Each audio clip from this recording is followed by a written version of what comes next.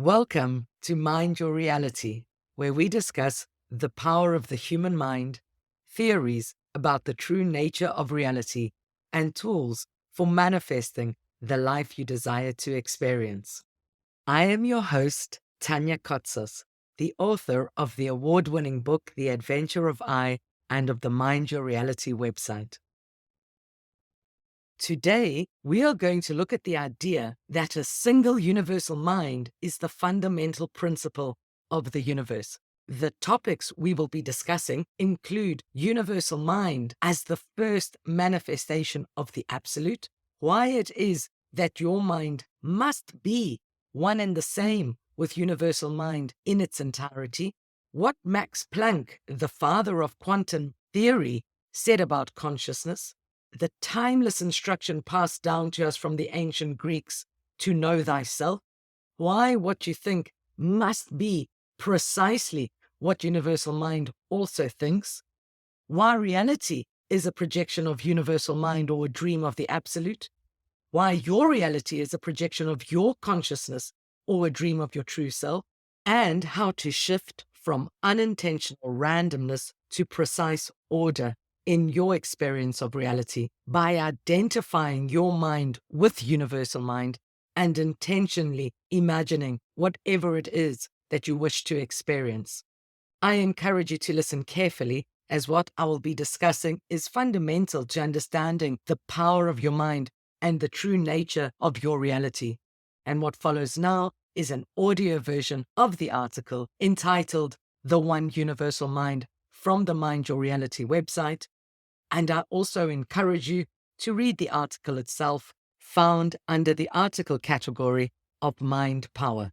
The One Universal Mind. There is but one single consciousness. There is one universal mind that is the single consciousness pervading the entire universe.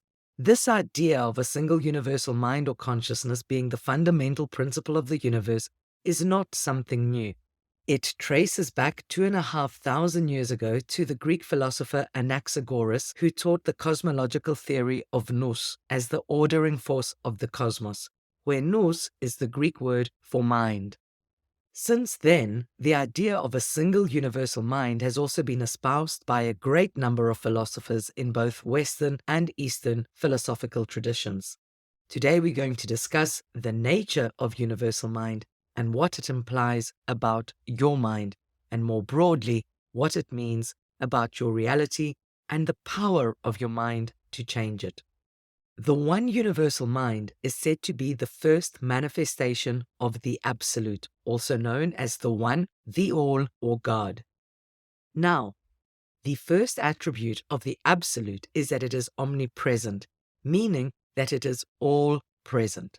As the mind of the Absolute, it follows that the one universal mind is also absolute in nature and omnipresent. This is the key to understanding the true nature of your mind. And bear in mind that since for our purposes consciousness is mind, the terms universal mind and universal consciousness are used interchangeably. Let us now take a look at just what being absolute and omnipresent implies.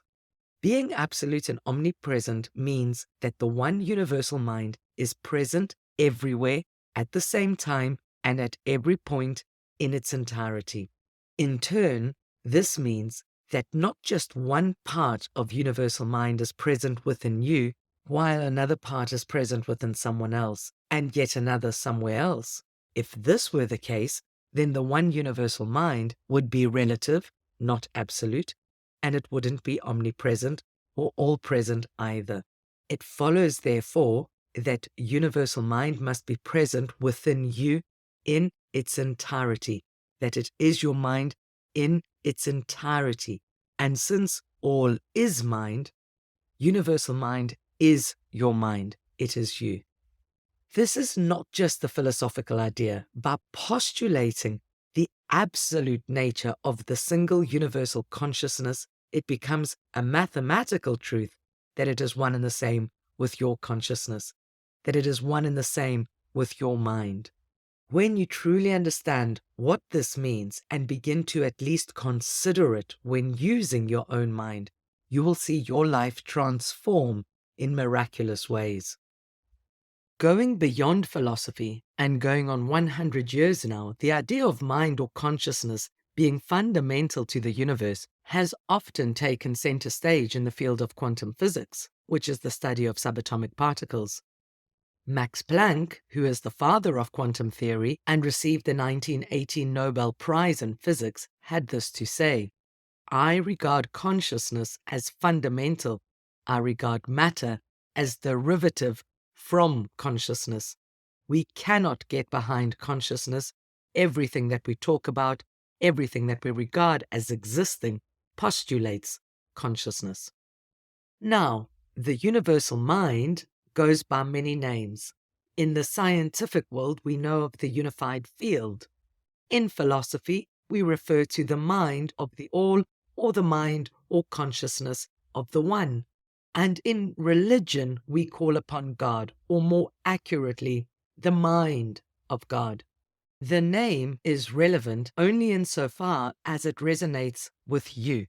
Nevertheless, whatever name you choose to use, you come to the same conclusion that there is one universal consciousness or mind. And since it is absolute in nature and present everywhere at the same time in its entirety, then your consciousness, as Charles Harnell said, must be the same in kind and quality as the whole, the only difference being one of degree. And the degree is determined by the degree of your recognition of your oneness with it. The idea of a single universal consciousness is also fundamental to the profound truth in the ancient teachings that we are all one. We are all connected, not only to each other, but to all of nature and to everything in the universe. This is the law of one. What you do to others, you do to yourself. What you think of others, you think of yourself. The way you treat nature, you treat yourself. The separateness you physically experience in this three-dimensional physical plane is an illusion experienced by your physical self, relayed to your brain through your 5 physical senses. The true nature of your reality is non-dualistic, meaning that while things may appear distinct, they are not separate. Let's now dive into the nature of the one universal mind beyond being omnipresent. The other attributes of the absolute or the one is that it is omniscient, meaning all-knowing, omnipotent, meaning all-powerful, and omnificent, meaning all-creative. As the mind of the absolute, this too is the inherent nature of universal mind, and since the one universal mind is your mind in its entirety, this is also the true nature of your mind. You have, therefore, the potential for all knowledge, known and unknown. You have the potential for limitless power for which nothing is impossible.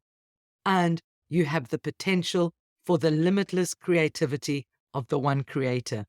In other words, the attributes of the one universal mind are present within you at all times in their potential form, whether you recognize it or not.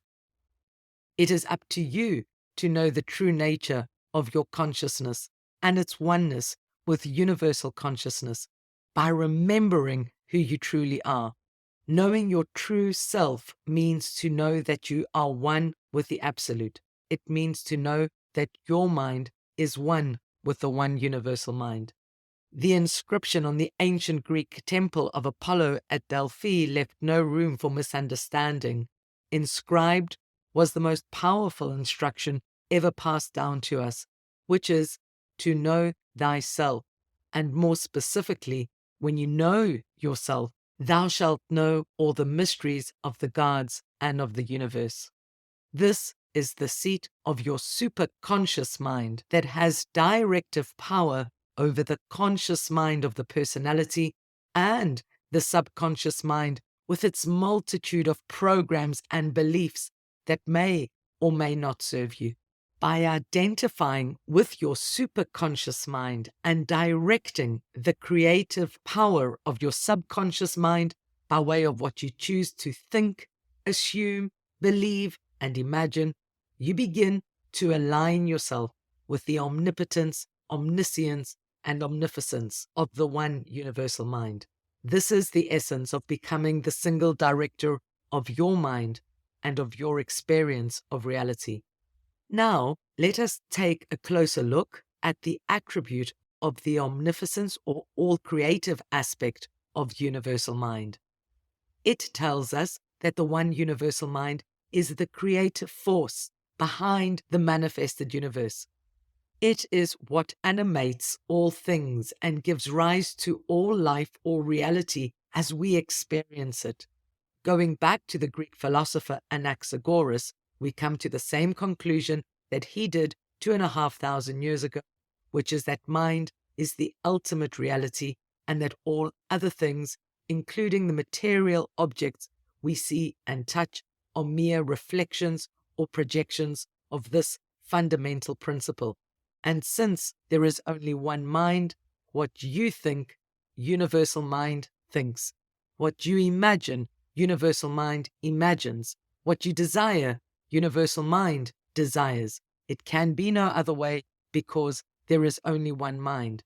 And so it is that what you believe, assume, or persistently imagine is created in form through the creative aspect of universal consciousness that is the one universal mind, that is one and the same with your mind.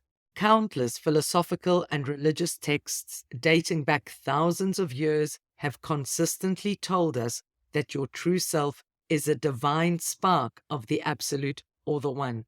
In other words, your true self is your God self, always has been and always will be.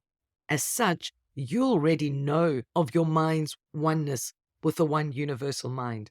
You already know that you can change your experience of reality by directing your mental contents in the direction of the change you want to experience. You need only remember this truth.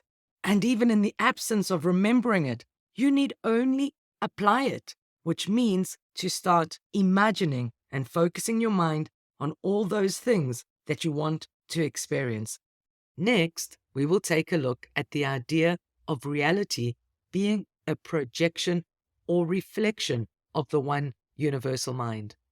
First up is the first of the 7 universal laws of Hermeticism, namely the law of mentalism.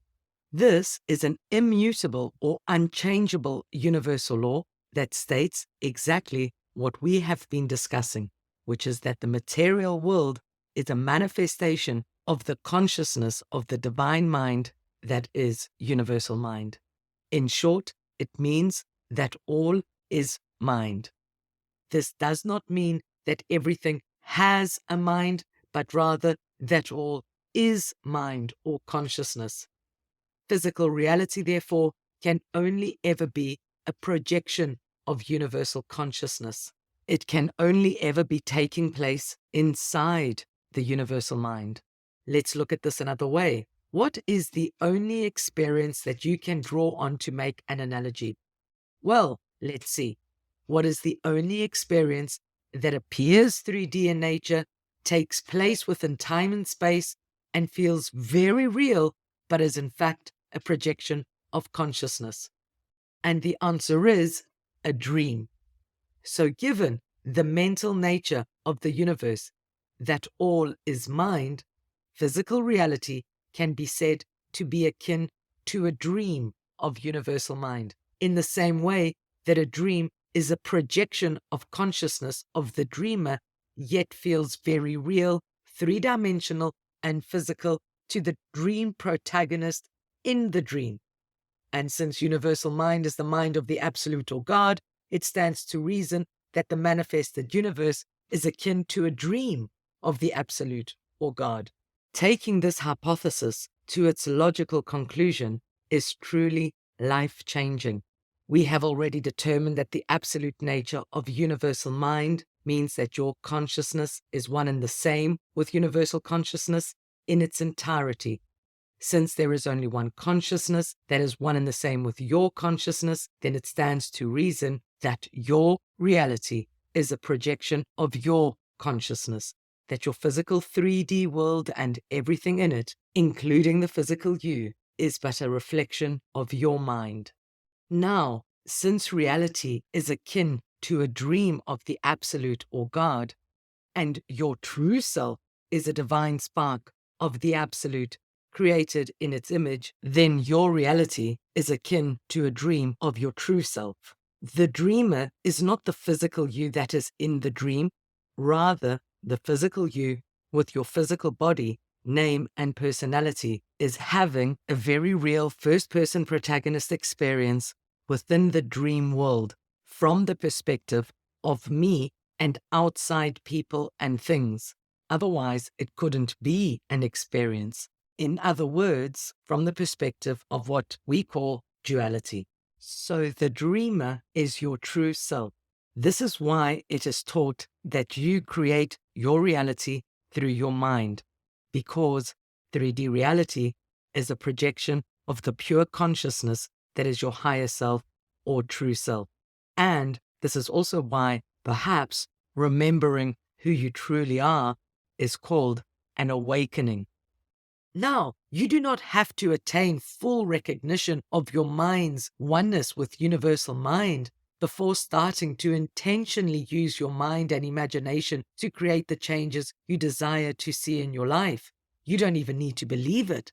This is because your mind is one and the same with the all-powerful universal mind, whether you realize it or not, whether you believe it or not. Your circumstances are already a projection of your consciousness through your oneness with universal consciousness, only that what you experience is largely unintentional in the absence of consciously directing your mind. As a result, what you experience in your reality is often unwanted and may appear random. This is to be expected given the randomness with which your subconscious mind is likely to have been programmed by the countless unchecked inputs it received throughout your lifetime. Even so, it cannot strictly be said that you create your reality if you do not consciously participate in the creation process itself through intentional thinking. To be able to claim that you create your reality, you must begin to intentionally direct your mind, and hence universal mind, and thereby transmute the seemingly random and sometimes chaotic experience of your reality into one of exact precision and order, while also allowing life to flow.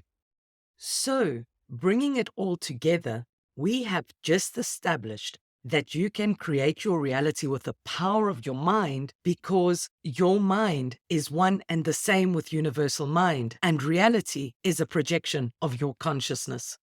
The degree to which you can intentionally manifest what you imagine is directly correlated to the degree to which you recognize your oneness with the one universal mind, or else the divinity of your true self as a divine spark of the Absolute or God. But again, taking ownership of your mental contents and starting to intentionally direct your thoughts and imaginings is enough for you to start changing your reality in the direction of your choice. Nevertheless, full recognition at least implies full conscious direction over your experience of reality. This is akin to mastering the practice of lucid dreaming, where the dreamer has full direction over the dreamscape and everything and everyone in it, knowing that it is a dream while dreaming. Put simply, full recognition is to remember your true self. Having said this, creating your reality is not about controlling anyone or anything. Trying to do so means that you have descended from the truth that reality is a projection of your consciousness to that of duality and separateness. In contrast, creating your reality is about directing your inner world. It is about becoming the single director of your one mind, knowing that your 3D experience must by law change to reflect the mental changes you have assumed. While remembering your true self is the ultimate objective, I cannot stress enough that you can still begin right now to change your life and create the reality you wish to experience. And you can do so by realizing that whatever it is you wish to experience is at the very least possible, given your mind's oneness with the all-creative universal mind. Imagine whatever it is you desire with the feeling that it has already been fulfilled. Imagining in this way with persistence means that the one universal mind imagines the fulfillment of your desire to the same degree. Let it feel like the most natural thing in the world for you to have and experience that which you wish to have or be, and by universal law, you will. There are no limits other than the limits you impose through your own thinking. If you believe that something is not possible for you, then universal mind must too believe in its lack of possibility for you, because universal mind is your mind. Truly, it only makes sense to at least believe that all things are possible for you, no matter how far away you may deem yourself from your ideal right now. And in time, as you apply your mind's faculties intelligently and with foresight, you will come to know the truth that indeed your mind is one with the one universal mind, and your reality a projection thereof that is subject to change at will. In a nutshell, there is one universal mind, which is the single universal consciousness pervading the entire universe. As the mind of the Absolute, it is all-knowing, all-powerful, and all-creative, and it is present everywhere at the same time in its entirety. Your mind or consciousness is not just part of the one universal mind in the sense that one part is in you and another part is in someone else. Rather, your consciousness is universal consciousness in its entirety. Your mind is universal mind in its entirety. To the degree that you truly accept this truth is the degree to which you can become the true master of your mind and the single director of your reality. But even so, you can start right away by persistently imagining your wish fulfilled, knowing that by universal law, it must come to pass through the all-creative, all-powerful, single universal mind that is the animating power behind everything in the manifested universe. And that brings us to the end of the audio version of the article. I hope you have enjoyed it and gained the knowledge and motivation to start using your mind with greater self-awareness and intention. Because we did cover a lot of ground, I encourage you to re-listen and also to read the article. You can do so by visiting the website at www.mind-your-reality.com. There you'll also find a large number of other articles by category, as well as a number of tools, and I encourage you to study and use them. You can also subscribe to the newsletter and follow me on social media, including YouTube. And last, and most certainly not least, thank you for listening and for your time, and I hope you will continue listening in the future. This has been your host, Tanya Kotsas. Be well always.